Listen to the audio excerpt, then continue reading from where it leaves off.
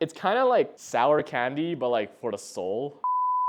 My lungs are like a kaleidoscope of different materials now. So that's your quick lecture on how to make a nuke. I like electrocuting myself, that's all you need to know. What is up, people of the internet? My name is Avery and I've just finished my second year of electrical engineering at UBC. But throughout my second year, I always wondered what second year was like for all the other engineering programs at UBC.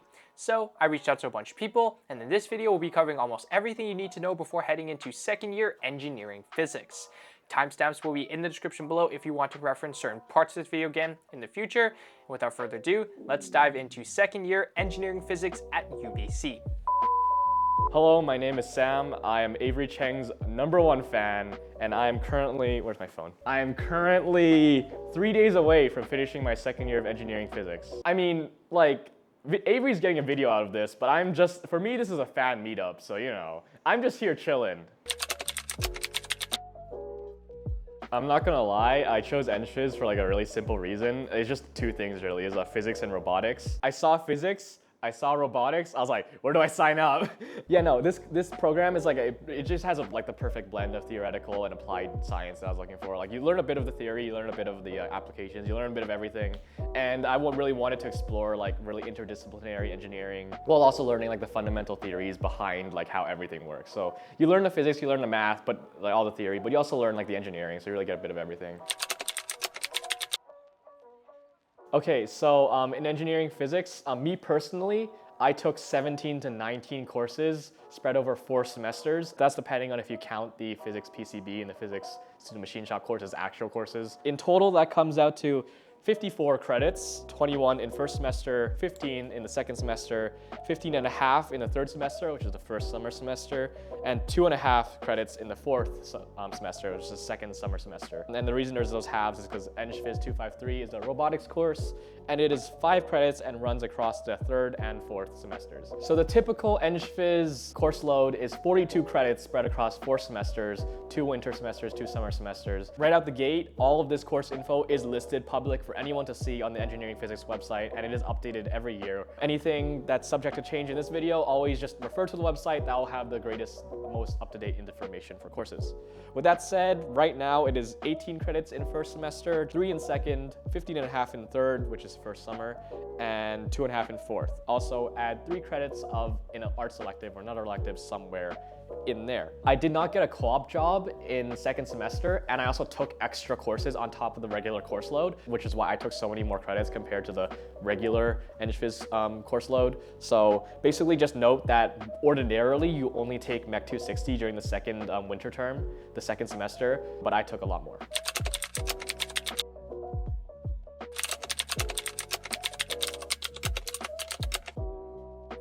Okay, so ELEC 204 with the legendary Shahryar and Dr. Selfie. This course is right out the gate. It's a combination course of ELEC 201 and 202. I'm gonna list out a couple course concepts, but since this course is so large, I can't remember all of them. Diodes, transistors, nonlinear circuits, circuit differential equations, Kirchhoff's laws, Thevenin equivalence, Norton equivalence, power, complex power. I mean, there's so many concepts, I can't remember them all. Getting into the course structure, this course is actually really chill. Like, this is course, and you don't have to worry about. Shahryar is such a chill professor. Like, the midterms and finals were all online and open book. Like, he'd post the PDF and say, you have 3 days to do this exam, and you can use whatever you want to complete the exam.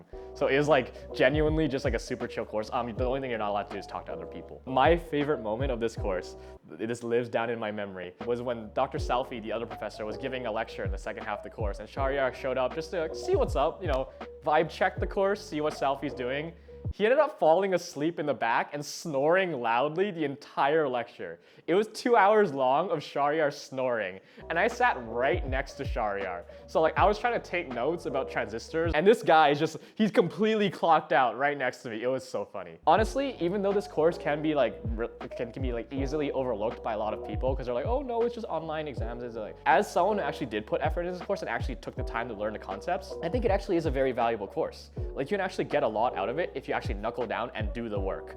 Like they don't force you to do the work because the course structure is so easy, but you actually like have like the willpower, just knuckle down and study this course and do the web work seriously, take them seriously. You actually can get a lot of this course. Like the stuff, like the circuit analysis techniques that I learned here, I actually do use. Like I've used them in my design team a little bit, and I've also used them a lot in developing my robot during Robot Summer. So pay attention, you might learn something.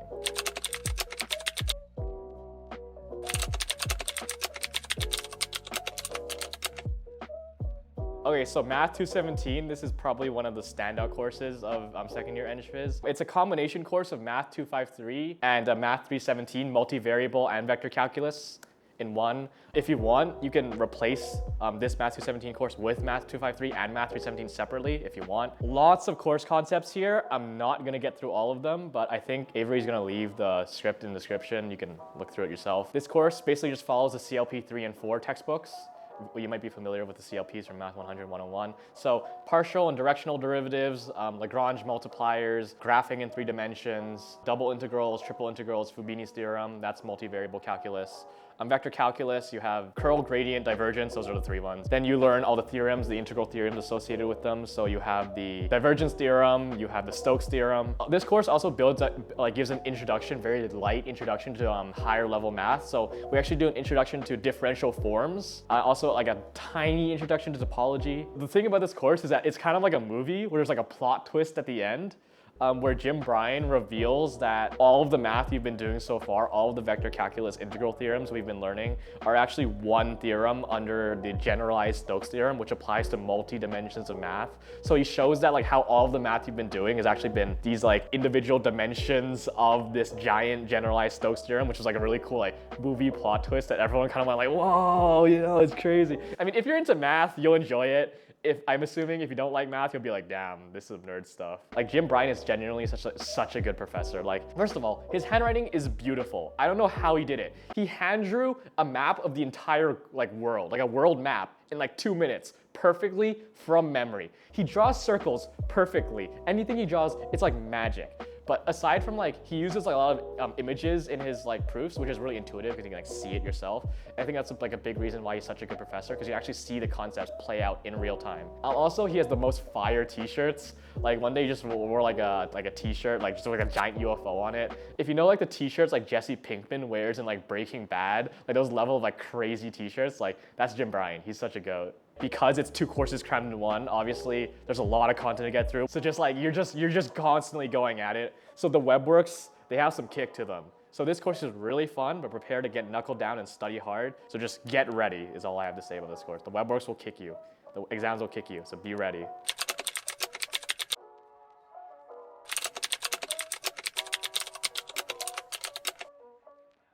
All right, Math 220. This course was the course that made me realize that I am bad at math. Concepts include direct proofs, contrapositive proofs, contradiction proofs, sets, cardinality, proofs with numbers, induction. Basically just an introduction overview of like a lot of like higher level proof concepts in mathematics. But this course made me realize that I am bad at math and I do not want to do pure math in my life. Oh my goodness. I failed the midterm. I got like a 46? That is not just me. A lot of people did not do well, especially the engineers. Because the thing with proofs and the thing with engineers is that engineers are very used to like having a formula, having like a concept, and then applying that concept to solve a problem. Like for example, you know, it's especially true in like physics, you know, like calculate the current through this, you know, pipe, or like calculate the water flow through here, the force in this structure, you know, all the engineering math stuff. With proofs, it's very different, because with proofs, they give you like some very open-ended like statement, and there's not really a lot of structure to how you like approach the problem. In Math 220, it's kind of like here's a problem, try and somehow come up with something that proves it based off of the concepts that we learned in class. Because they're not going to teach you how to prove every single problem, of course. So they're going to teach you some basic proof techniques, and you have to try and like manipulate those proof techniques into trying to solve the problem. That's why this course I think is so challenging for so many people. And it was, oh man, it was not helped by the professor or the TAs. The professor, Dr. Pablo Schmerkin, he did not teach like at all.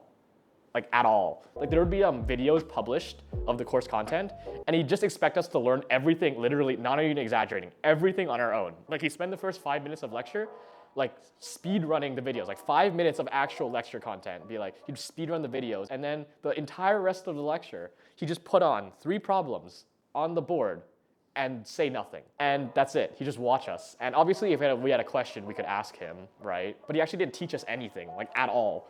And in the last 5 minutes of the lecture, he'd try and speed run, like showing the solutions to the problems, except he never had the solutions prepared beforehand. So he kind of had to solve these problems like really fast with his pen, like as fast as he could. And obviously he'd never do that because these proofs are long. So he'd maybe get through like half of one of the 3 problems, and he'd promise like, oh, I'll post the full solutions later. And then he posts them like 3 days later, and they're incomprehensible because his writing is bad and he doesn't know how to structure proofs. As a professor, he is terrible. The one lecture I had with an actually good professor, because Pablo was sick once, the course coordinator of the course came in to substitute one lecture, and it was night and day. I feel like my brain expanded 3 times. You know in like The Grinch, where his heart like expands 3 times? That was like my brain listening to Dr. Reichdichter talk about like contradiction proofs or something. So for 220, we had weekly assignments due every Friday, and oh boy, like the scramble to get those assignments done, like everyone in the group chat frantically asking questions. I think I submitted like half the assignments at like 11:57 and they're due at 11:59. I had a lot of sleepless nights over this course, like a lot of like where I just couldn't sleep and a lot of like anxiety about this course. But I think honestly, I'm kind of proud of myself because at the end, I managed to pull it together and pass the final. I still ended up with like a C, which is not good. Don't get me wrong. I'm not tooting my own horn. But for me personally, I managed to go from failing the midterm to at least kind of understanding the course concepts and kind of just barely getting through. So I'm kind of proud of myself.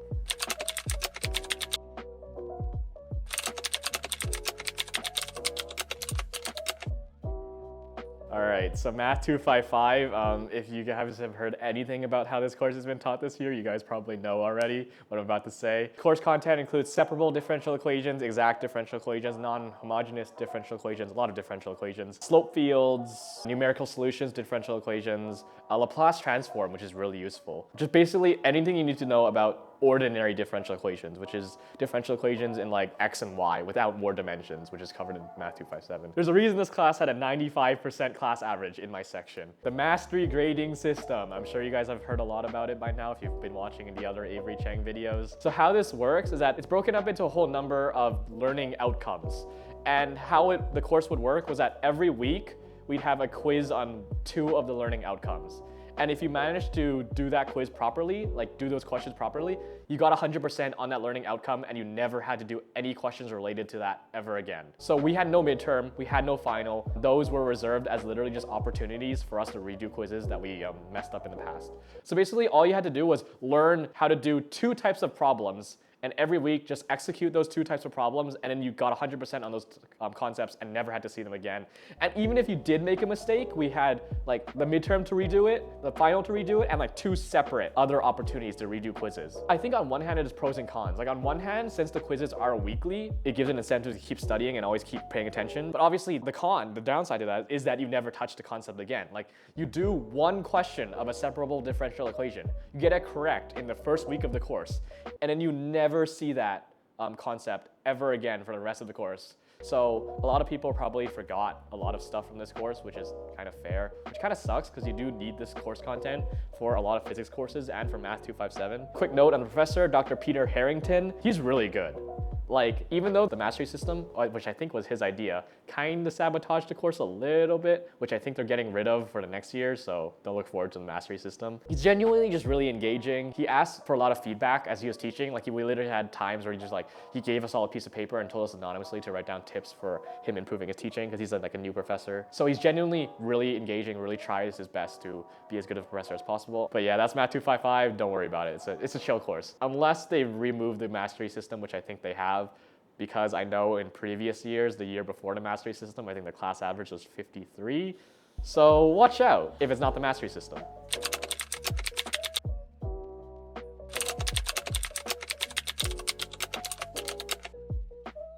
All right, so ENPH 259 with Dr. Andre Marziali and Dr. David Jones. This course is kind of weird because it's kind of like split into 2 parts. So there's like the lab part of the course and like the tech comm kind of weird part of the course, but it's your first experimental laboratory class in ENPH. It's like Physics 159 if Physics 159 was like actually good. So some stuff you'll learn in the lab portion of the course, it's breadboarding, circuit design, digital and analog signals. Generally just like how to like build circuits and how to understand and analyze circuits in a more experimental fashion. So like I said, this course is broken down into two parts. The first part is the lab part, which is, you show up to the lab, it's kind of like I said, it's kind of like physics 159. You show up, they give you a circuit and you breadboard that circuit, and like every circuit like builds off of the previous ones to the point where you have two kind of mini projects in this class. The first one that you're building up towards is a DC-DC boost converters. And the second one is a DC motor controller. So you can control the direction and the speed of a DC motor, kind of like an H-bridge, but not really an H-bridge. The second part of this course is more about kind of like technical communication. It's run by Andre. I don't really know how to describe it. Like he talks about a bunch of like different stuff just relating on how to be a more well-rounded person. Like we had like one lecture kind of on how to write emails properly, because how to like be formal in your communications. Like if you want to email a company, how do you do that? You can't just say like, hey bro, what's up? Can I get a job? You gotta be a little formal. Another one was on mindfulness, like how to like be aware of your own emotional situation. We had a how things work session where the class was broken up into like a whole bunch of teams of 4. Out of like anything we wanted, we can choose any like electromechanical device. Our like task, like take that invention, take that like thing home, take it apart, figure out how it works, and then present it to the class. My team did a grandfather clock, like a condensed version of a grandfather clock. I know one team did a printer. Some people did an engine, a blender. Basically, it's really fun just to see like how like engineering design is applied to like actual product development, like how things work. And Andre would like guide you along and be like, oh, what do you think this circuit does in this device? It was really fun. Yeah, so for the lab portion of ENPH 259, it's managed by David Jones, like I said. One thing I really liked about this course is that the practical applications we learned aligned with like the concepts we were learning in ELEC 204 week by week. Shar-Yar would cover, what an op-amp is and how to calculate, voltages and currents and that stuff coming out of an op-amp. And then like the next lab, we'd do an application of op-amps, like we'd make an actual circuit out of op-amps. And I think that really helps because you can like, not only do you understand like the theoretical and the number stuff, but you actually understand like how to use an op-amp in a circuit. In this course, we had lab reports. They were very informal. Like it was kind of just like a jot down your thoughts as you go along kind of deal. You could write them in MATLAB, which you know from 152, Math 152, or Python Jupyter, which I think most people chose Python Jupyter. Like literally everybody chose Python Jupyter because it's useful in future courses like Math 257. My favorite part of this course was electrocuting myself a lot. The 82, it comes with a function generator, so it lets you generate like a sine wave, a triangle wave, a square wave. And what I would do is I would crank the voltage on all of these waves. I'd take the electrode leads and electrocute myself just to see what it'd feel like. And like, turns out you can tell the difference between electrocuting yourself with a square wave and a sine wave. I don't know how to describe it. It's kind of like sour candy, but like for the soul. Anyway, whatever. I like electrocuting myself. That's all you need to know. That's ENPH 259.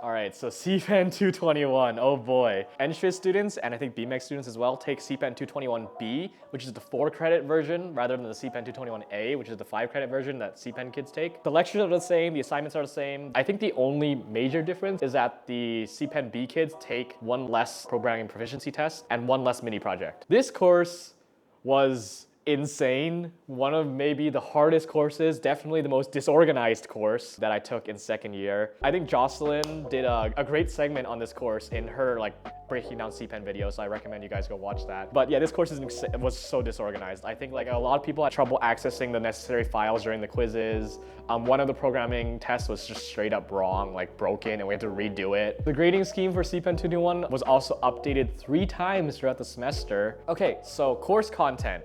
This course is a very eclectic course. It covers like a whole bunch of random kind of disjointed topics just generally in the field of software engineering. Lambdas, streams, concurrency, equality, specifications, abstraction, abstract data types, parallelism, writing comments for your code, documentation. Those are also really emphasized.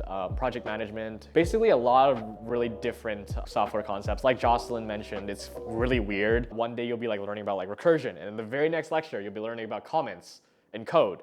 Those things have basically nothing alike, and you just kind of like jump from concepts to another, one concept to another. A lot of this course really is self-learning, I think, at the end of the day. Like, the lectures are kind of useless. It's just really hard to keep up because there's so many different concepts and the workload is so heavy, and you just end up learning a lot of it yourself. The workload for this course is insane. I think there's like 3 or 4 projects. I think like 7 midterms, including the quizzes and the PPTs. There's weekly labs, weekly assignments, quizzes, mini projects, programming proficiency tests. Literally anything you can think of. There's tutorials as well. Like there's so much stuff. Like this course just packs down like a million different things, and this course is brutal. The way a lot of the assignments work is that there's tiered assignments. Each assignment consists of 4 related tasks, and they increase in difficulty as you go down. So if you do task 1, minimum to pass, you get a C. Task 2, you get a B. Task 3, you get an A. Task 4, you get an A+, if you manage to complete them successfully. And each task builds off of the previous one, so you can't just skip straight to task 4 and do that one and get an A. Most people were able to get like a B. I think that's around the average performance. Sometimes you get an A if you're lucky, but really the A+, if stretching that far is really difficult. CPEN 220-01 is taught by Dr. Mohammed Sharad. He is actually a new professor, and he's all right. Like, you can tell he cares, but he's very monotone, and it's kind of just hard to follow him, especially for like the 2-hour-long lectures. But to his credit, he is trying to improve, he is trying to get better.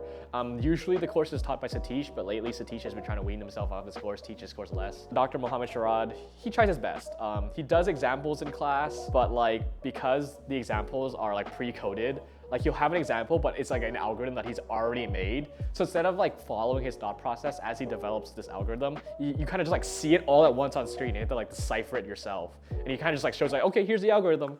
And then he like demonstrates it a couple times, talks about it a little bit, and you can have to like figure out the algorithm yourself. All right, so mini projects, they're done in groups of 3, and they're fairly ambitious projects that take like 2 to 3 weeks of coding. They say mini projects. That is a misnomer. They are projects. They are hard. Like I said, the mini projects adhere to the task system, where task 1, 2, 3, 4, you know, you do the hardest one, you get an A, So each mini project focuses on like a specific concept in the course. All your code has to be documented. You need abstractions, specifications for every single method and function you write in your code. Everything has to be commented, explained. You have to do a video explaining your mini projects. These things aren't just like something you can code up in your spare time. This is something you have to like actually like think about, think through, document your process, like all of that shenanigans. This is kind of like an introduction to how you would like code something in like actual industry. It's not something like a coding project where you just like you and your friends can get together on a Sunday night and say, oh, you know, we're all friends, we're all coding. No. No, this is lock in, knuckle down. These mini projects are killer. All right, so the PPTs, programming proficiency test. They sit you down in an exam hall, 90 minutes, basically a series of LeetCode code questions. If you know what LeetCode code is, basically just programming challenge, which is kind of like annoying because this course doesn't teach you programming really, but it teaches you concepts surrounding programming, but not directly how to program yourself. But then it also expects you to be good at programming with these PPTs, which is kind of annoying. These are hard, especially with a 90-minute time barrier. I remember handing a girl a pack of tissues because she was just crying, sobbing after one of the programming proficiency tests. And that kind of stuck with me for a while, because that's like the first time I seen Sloan just like completely break down because of an exam, and I was like, whoa. One note I'll say about all the PPTs was that I think all of them involved coding your own abstract data types. Just be aware of that, you will be making a lot of your own data types. Oh yeah, just one more quick note. I think there are 3 or 4 PPTs, but one of them had to be redone because the course instructors messed one of them up. On to quizzes, I think there are 4 of them. As opposed to the PPTs, which test more programming knowledge, the quizzes test the theoretical content. Basically, they're done on Prairie Learn. If you guys have taken AppSci 160, you guys remember what that is. It's a mix of true or false questions, select all and apply questions, and also short coding questions. A lot of like very abstract stuff. And CPEN 221 doesn't have a final exam. The final exam is just taken as an opportunity to redo any of the quizzes that you have missed. Labs and assignments in this course are pretty similar. They're like pretty much the same thing, except the difference is that labs also have their own scheduled lab block, which you go to work on. Again, they follow the task grading scheme, task 1, task 2, task 3, task 4. There's maybe 1 lab and 1 assignment every week, and they're like medium difficulty, I would say. I would say they're definitely pretty hard. I'd say they're pretty hard, because like my dad is a software engineer, and he has seen some of the problems after the due date. I did not cheat. He has seen some of the problems, and even he couldn't solve them. So take your time with the labs and assignments, and definitely don't get discouraged if you do poorly on them. Like, you know, that it is what it is. At the end of the day, it may seem in the moment that this course is destroying you, and it probably is, really, to be honest, but you'll pull through. I'm confident you'll pull through. Everybody pulls through this course.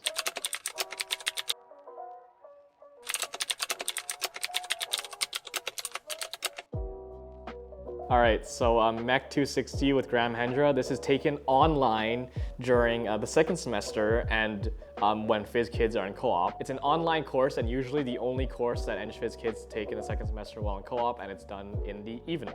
So course content, Hooke's law, thermal strain, shear stress, shear strain, thin walled pressure vessels, safety factors, Moore's circles, gears, torsion, basically anything to do with material deformation, kind of in like a very generalized sense. It's an introduction to those concepts. Right off the gate, I do not like online courses. I know why it's a thing because phys kids are on co-op, and obviously they're on co-op, you know, they might be overseas, so the course has to be online.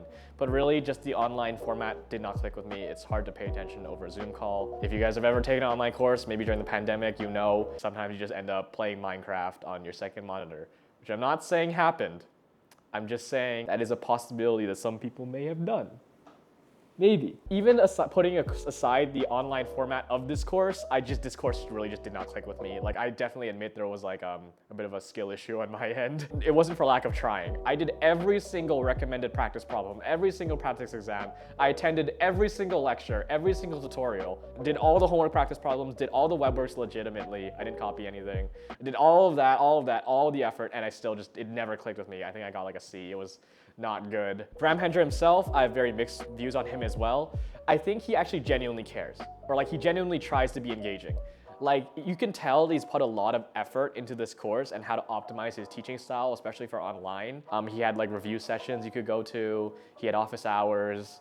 He did all those things, and he also had in-class participation, so he tried to like keep people from falling asleep by having like in-class polls and like, what do you think is the answer to this question? He gave us like all like access to the Zoom call to be able to write on his screen, like, cause he was just sharing his screen. So he'd be like, if you think it's, you know, this, write your answer here, and if you think it's this, like, put a check mark here, and if you think it's this, like, on the different parts of the screen. And I was the one who always drew it Among Us in the right corner. Like I said, he's engaging, he genuinely cares, but there are some negatives to him. He does come off as very passive aggressive. Sometimes if you read his Rate My Professor, like, a lot of people complain that he's very like rigid and inflexible. He has a policy where he takes down the lecture recordings. Like, he records all the lectures, but he removes them from the Canvas page 48 hours after said lecture. Which I understand his reasoning. He wants people to always watch the lectures like on time as they're coming into the course so that people don't fall behind. But even with that reasoning, like, I definitely saw a lot of friends really struggle, and I felt it was kind of unfair to them because like a lot of people are like doing really stressful jobs with a lot of technical work. It's their first co-op term. A lot of people are overseas, you know, homesick, struggling to adapt, and just having those lectures taken away from you and just like being told, no, you cannot have this course content that you paid for, is just kind of put me off, especially seeing my friends struggle. For a lot of reasons, I don't like this course. A lot of it is on me. Like, MECH just doesn't go into my brain. I'm more of an electronics guy and a physics guy, so MECH doesn't go into my brain properly, and also just a lot of the stuff about the course content, the course structure, it just didn't vibe with me.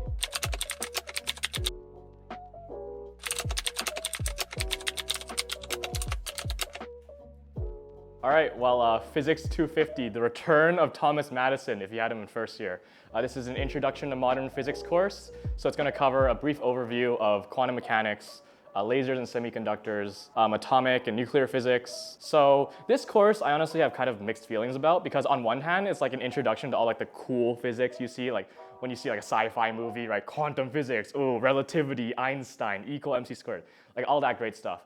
But the structure of the course, it's 6 weeks, and it's covering so much content that inevitably a lot of detail gets lost, and a lot of like hand waving has to be done. So Madison, he's like an alright professor, but like he tends to just be like, okay, and then it turns out, and he just said something. Like, he doesn't really like take the time to build up intuition of concepts, which can be quite like annoying to someone who like wants to understand the full picture. But overall, he's actually a really nice guy. Even if, like, as a professor, he might be a little too fast sometimes. So he's a really nice guy. He does have office hours in the Kerner pub where he drinks beer and answers questions about physics, which is really funny. I went once, and like this was during like the hockey game, so like there were like a whole bunch of people like yelling for the hockey game. Meanwhile, it's like me, Madison, and our friend, and we're just talking about quantum mechanics, and I showed him some skibbity toilet videos, which is really nice. Also, he did a lecture on nuclear weapons, which went really hard.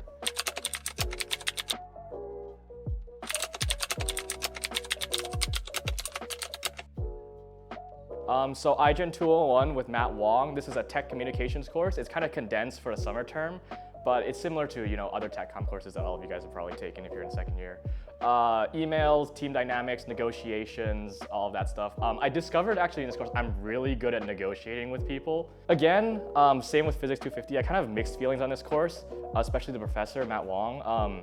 On one hand, it is very obvious that he is very caring about this course. Like, you can tell that he puts a lot of effort into trying to make this course as engaging as possible. He tries to connect with the students. And he's overall like a very good presenter and very upbeat. But one thing that I did notice, especially with ENPH, is that he makes a lot of generalized assumptions about us. Like, for example, like he'd say these offhand statements. They're like, oh yeah, I know engineers aren't known for liking communication or like not liking people things, which is kind of just felt like an overgeneralization to me and didn't really like sit well with me. Like, I know he had good intentions, but that did kind of rub me the wrong way. One other thing is he also accused me of cheating on the midterm. So the midterm was an in-class write. It was a 50-minute write, and I wrote 4 pages, which he considered too much. So what he accused me of pre-writing the midterm with no evidence. The reason why I was able to write so much and in so much detail was because I had actually wrote another paper on a similar topic the previous semester, but he didn't even like bother to consult me or anything. He just wrote on the feedback, like, I think you pre-wrote this with no evidence. Anyway, this course, like, it was engaging, but there was quite a few aspects of it that ticked me off. And obviously it's technical communication, so a lot of people don't take it seriously. So through this course, we had 3 negotiations. We had like a negotiation where we're representing 2 companies, where I was representing the company called Manticore, and there's another one called Protochemical. And it's like negotiating a business deal between the 2 companies. The second negotiation was a salary negotiation where one person plays a hiring manager and another person plays like a fresh grad trying to, get as high of a salary and benefits as they could. And the third negotiation was a team negotiation where it was a team of engineers and a vice president of engineering at some made-up company, and we're all trying to work together to solve this problem that one of our robots exploded, which kind of happened in real life. But anyway, yeah, that's negotiations.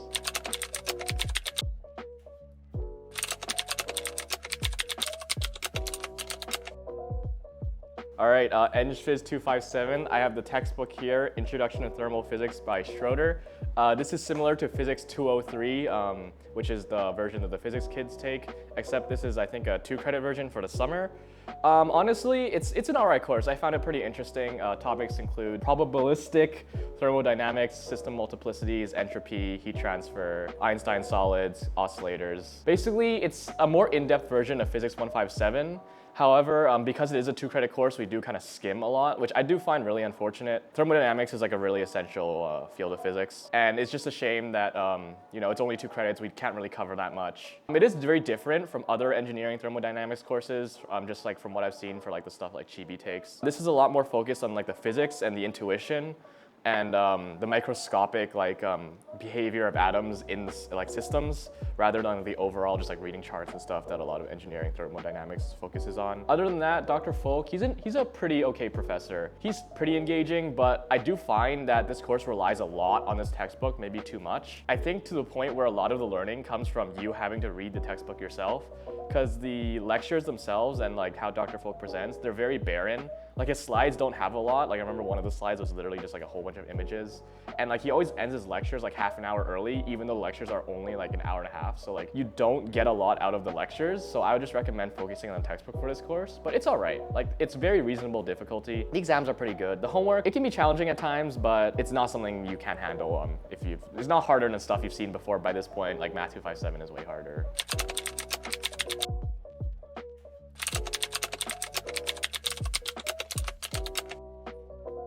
So, the return of Michael Hasanoff.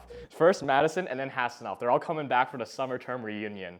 If you guys had 158 Hasanoff in first year, you guys know what he's like, Michael Hasanoff. He is actually a lot better in this course, I will say. Like, credit where credit is due, he's a lot better. You can tell that he respects his students a lot more, and like, he's very much more like lenient and flexible with his students. He called ENPH students the elite, which I think is a little bit overblown. This course covers 2D kinematics, kinetics, and forces and work and energy. So that boils down to virtual work, gravitational potential energy, kinetic energy, rotational kinetic energy, free body diagrams, acceleration, relative acceleration, velocity, and moving coordinate frames. So you have like a moving frames of reference, which is like kind of like introducing new coordinate systems. But yeah, like I said, I thought this course was all right. Like, he is a much better professor than what most people think of him when they think of, passing off in PHYS 158. He's done a lot better. And I think the structure of the course is also really good in that there's quizzes every week. So that actually really forces you to keep on top of the material. And it provides a really strong incentive for you to keep studying and keep grinding away. So overall, it's an all right course. Like I said, it's only 2 credits, so it doesn't cover that much, but it is a pretty okay course, I think. One more thing about 270 is that this course is kind of like a formula sheet course. It just boils down to I think there's 4 formulas you learn. You basically learn 4 or 5 formulas, and it's just repeating those formulas in a whole bunch of different problems. This course is less about learning formulas and learning a whole bunch of different concepts. It's more about getting really familiar and really intimately knowledgeable about a couple formulas and a couple small concepts, and then learning how to apply those in a whole bunch of different scenarios. You'll have the formula sheet, so don't worry about those formulas, but just a quick heads up about how 270 really works content-wise.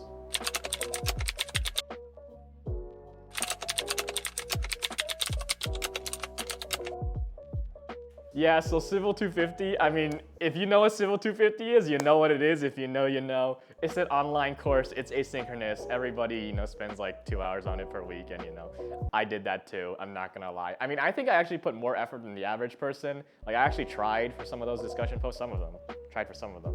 But anyway, this course covers systems thinking, just general sustainability and engineering design, and how you can really consider social and environmental and other aspects of design in your engineering process instead of just saying, how do I solve this problem the fastest, the cheapest? You gotta consider how it might impact society at large. As far as course goes, like I said, it's an online course, it's asynchronous. This course is known to be very easy.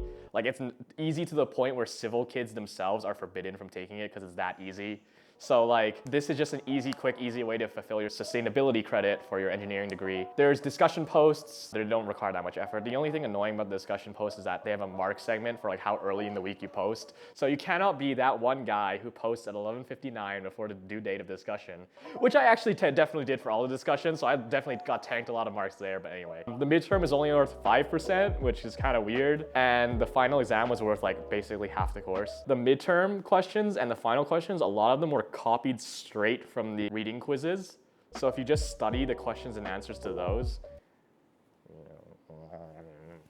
I'm just saying, So that's Civil 250.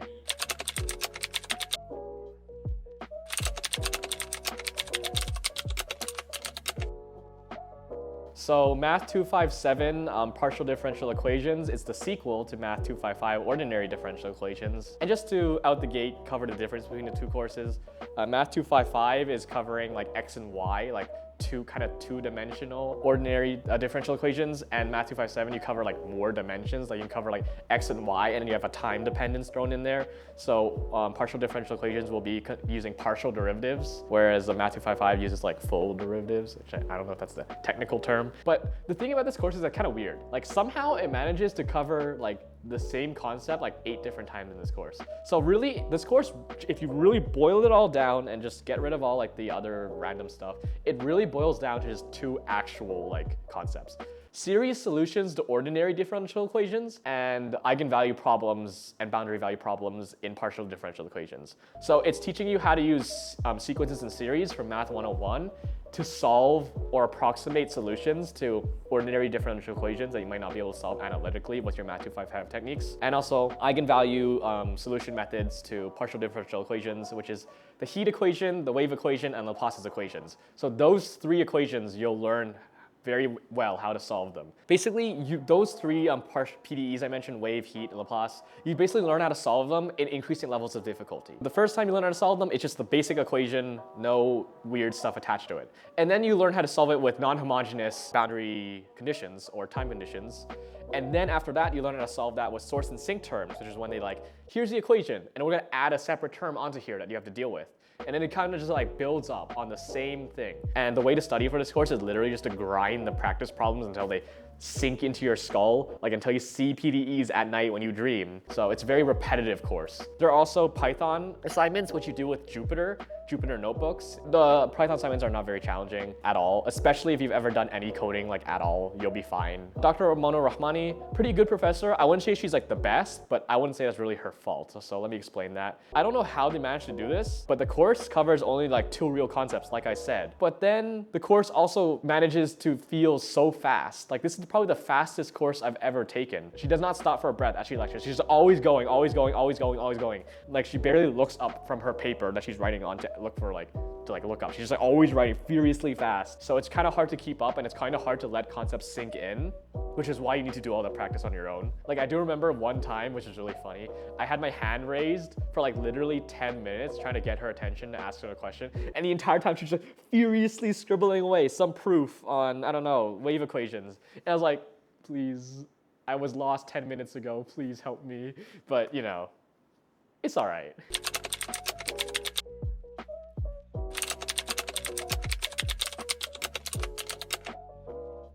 Okay, ENPH 253. Some consider the highlight of this program. So as far as course content goes, it's robotics design, analog and digital systems and control theory, circuit design, mechanical design, and software integration. Basically, anything you need to know about making a scuffed robot. This course is definitely one of the highlights of PHYS. Like the first 6 weeks of the semester are lectures and labs covering like the basics of, you know, making small circuits and stuff.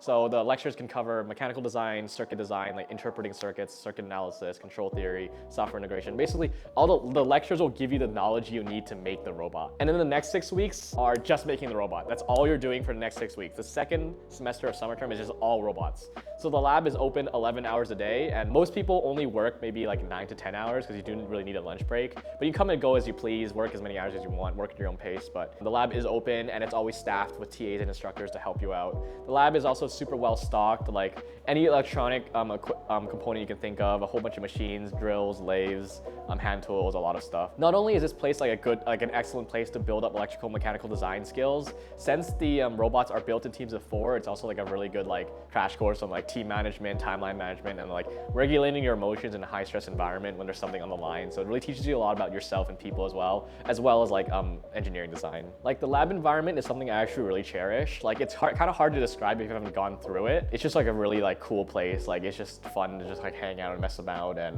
make robots. One thing I will say is that the 11 hours a day thing sounds really stressful, and don't get me wrong, it is. But the benefit to it is that it's like kind of like a different type of stress than you might be used to in the academic term. Like there are no like imminent deadlines. Like you can come and go as you please. You can work at your own pace. The only thing is you need a robot by the end of it. And even if you don't get a robot, that's okay. You won't fail the course. It's more about what you learn than really like producing the robot. But like I will say, like I said, it is stressful. There is pressure to get the robot done. But it's a different type of stress because, you know, you're with your friends and you're all working on the same goal, and there's no imminent deadline. So that's something I really cherish about the lab. As far as budget goes, you are given an unlimited access to a whole bunch of electronic supplies and materials. So you can grab as many microcontrollers, buck converters, ICs, and hardboard materials as you want. On top of that, you are given a $200 budget to buy additional supplies that you need. Like I know a lot of people went out and bought mecanum wheels, more advanced like omnidirectional wheels for the robot to move. A lot of people bought stepper motors, more advanced like control motors so you can make more precise adjustments for your robot. On top of that, aside from the $200 budget, you also get a separate budget just for PCBs.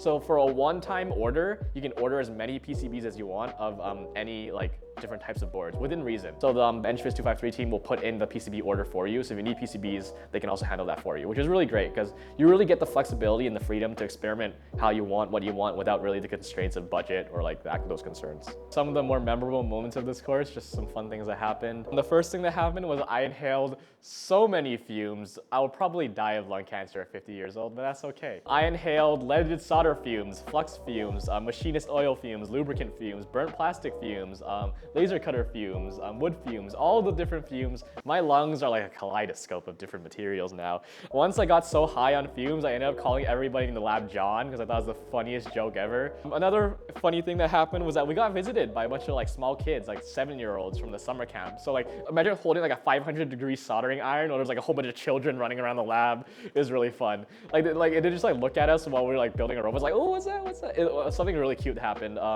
One of the kids like drew a portrait of me on the chalkboard chalkboard. And it's like a really like stick figure portrait of me, and it was really sweet. On my PCBs, I did put a QR code that linked to a Rick Roll video, and I did manage to Rick Roll one of the small children. The lab was really memorable, and those are some of the funniest things that happened. CPEN 221. It all comes back to Ooh, CPEN 221. Oh, CPEN. You're gonna have a lot of stuff for your blooper reel. CPEN 221. This course is a war crime. I'm pretty sure this course violates the Geneva Convention. This course is crazy. If you're in CPEN or ENPH or BMEG and you take this course, strap in. Strap in. Okay, so Physics 250, Thomas Madison spent a lecture covering nuclear weapons, like I mentioned earlier. I will recount that to you right now as an extra funny bonus. The core to making a nuke. Please don't make a nuke. Don't do this at home, kids. The core to making a nuke is nuclear fission. What that is a chain reaction. When you have a whole bunch of atoms, you split an atom, and that atom sometimes releases neutrons. And if an atom releases more neutrons than it takes to explode that atom, then you get a chain reaction. So the element to do that is either plutonium or uranium-235. So how you make a nuke is essentially you get a bunch of those fissile, that's what they call it, fissile materials, and you put them in a supercritical state, which is when enough atoms are squeezed together that they all start reacting and everything turns into a chain reaction. Now, how do you do that? Two ways. The first way is a compression bomb. So you have a core of uranium, and then a core of, or I think it might be plutonium, a core of plutonium, and then an outside core of conventional explosives arranged in a sphere, and a neutron source in the middle to send some neutrons to kickstart the chain reaction. Now, what happens is this outside core of explosives explodes, compressing inwards all of your fissile material, and that compression squeezes the atoms together until this neutron source activates, which I think might be made of beryllium, and those neutrons release, and then chain reaction, kaboom. The second type of design made by the Los Alamos Laboratory is a gun-type design. So you have a bunch of uranium here, you have more uranium here. Separate, this uranium will not explode because there's not enough uranium to cause that explosion. However, gun-type design, this is your target of uranium, this is a bullet of uranium. What you do is you put a big bomb here, this bomb blows up, shoots this uranium at this uranium. The uranium's mushed together. Suddenly, all this uranium together becomes supercritical, as in kaboom. So that's your quick lecture on how to make a nuke by Thomas Madison that I stole from Thomas Madison. Don't do this at home, kids. Quick note, I will say, I did take some third-year courses that weren't in this video, and more information about them will be in the description, and there's more information in the description in general. Second of all, if you have any other questions, feel free to drop them in the comment section. I watch all of Avery Cheng's videos, and I always stalk his comment section. So if you have any questions, drop them in the comment section. I will answer them. If you want to ask a question privately, you can message me on Instagram. I think my username is pretzelpoptart. I've mentored a lot of people into engineering. I also volunteered for the UBC engineering physics interview process. So I kind of have quite a bit of experience, answering questions about engineering physics and engineering in general. So if there's anything you want to know, just shoot me an email. I'm more than happy to help.